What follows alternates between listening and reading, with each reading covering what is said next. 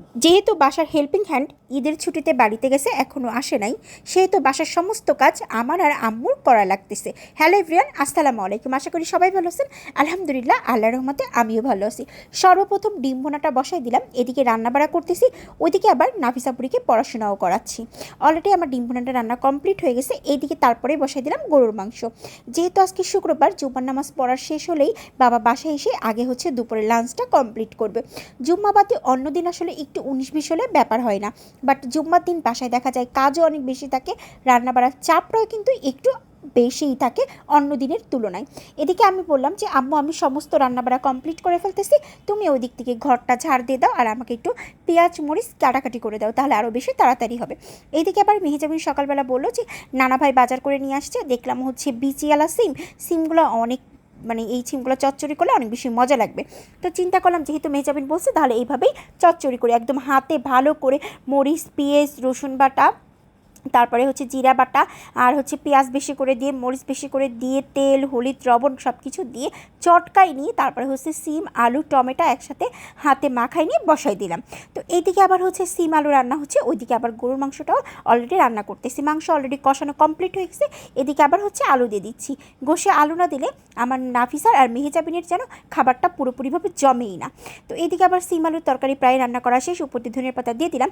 ওইদিকে আবার সালাতের জন্য সব কিছু কাটাকাটি করে নিচ্ছি, কারণ রান্নার দায়িত্ব পড়ছে আমার কাঁধে। আম্মু বললো যে তুমি রান্না বাড়া করার বাদ বাকি যে কাজটা আছে, ঘর ঝাড়ু দেয়া, ঘর মোছাটা, ওটা আমি কমপ্লিট করে ফেলতেছি। এদিকে আবার মেহেজাবিনকে বললাম যে তুমি একটু মাঝে মাঝে নাফিসাকে একটু পড়াগুলো একটু দেখাই দিও, যেহেতু নাফিসা বুড়ির আবার পরীক্ষা সোমবার থেকে, সো সব দিকেই আসলে খেয়াল রাখা লাগবে। যেহেতু বাসায় হেল্পিং হ্যান্ড নাই, ছুটিতে গেছে ঈদের, প্রথমেই তো বললাম। যেহেতু উনরা ছুটিতে গেছে, কবে আসবে ঠিক নাই, বলে গিয়েছিল যে 15 দিন পরে আসবে। তো 15 দিন হবে পরিপূর্ণভাবে, তারপরে হয়তো বা আসবে। তো আসার পরে দেখা যাচ্ছে একটু বাসার কাজ একদমই কম থাকবে, চাপও কম থাকবে। ঘর ঝাড় দেওয়া, ঘর মোছা, আদার্স ফার্নিচার মোছামুছি করা, কাপড় চোপড় ধোয়া, এগুলো আসলে আমাদের বয় করে।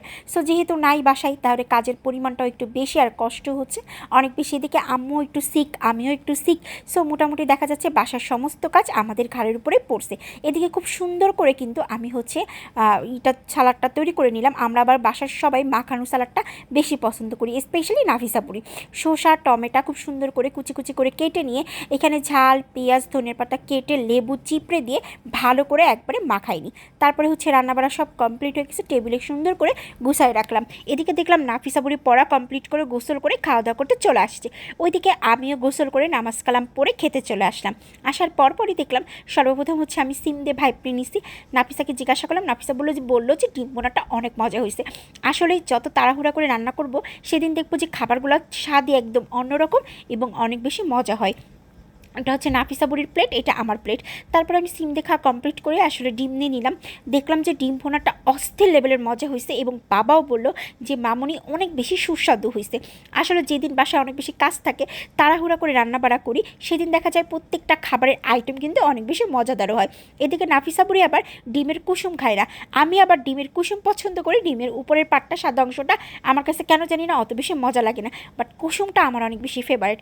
তাই নাফিসা বুড়ি সবসময় ডিম খেতে বসলে ডিমের কুসুমটা আমাকে দিয়ে দেয়। গরুর মাংসটা অনেক বেশি সফট ছিল এবং অনেক সুন্দর করে রান্না করছিলাম, অনেক বেশি মজা হয়েছিল। যেহেতু সব তরকারি শুকনা শুকনা ছিল, তার জন্য গরুর মাংসটা আজকে একদম ঝোল ঝোল করছিলাম।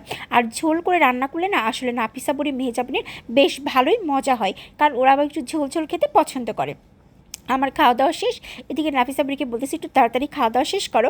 খাওয়া দাওয়া করতে করতে এদিকে আবার নতুন একটা নাটক গতকালকে আসছে, এইটা আবার দিলাম। ঈদের প্রত্যেকটা নাটক আসলে অনেক বেশি সুন্দর এবং অনেক বেশি ভালো। প্রত্যেকটা নাটকই আসলে আমরা দেখি, ঈদের স্পেশাল হিসেবে মনে করি। ঈদের নাটকগুলোর জন্যই আমি অপেক্ষা করি। আমাদের বাসায় সবাই মিলে বসে একসাথে দুপুরে খাওয়া দাওয়া করলাম আর একসাথে পুরো দুপুরটা এনজয় করলাম একটা নাটকের মাধ্যমে, যৌভানের আর হচ্ছে টুটিনির। এখানে নাফিসা বুড়ি লাস্ট খাওয়া দাওয়া শেষ করে এখানে 7 আপ খাচ্ছে আর আমাকে বলতেছে যে আজকের দুপুরটা খুব সুন্দর করে এনজয় করলাম। আমি বললাম শুকুর আলহামদুলিল্লাহ, আল্লাহর রহমতে প্রত্যেক দিনটাই আমাদের অনেক সুন্দরভাবে কাটে। আল্লাহ হাফেজ।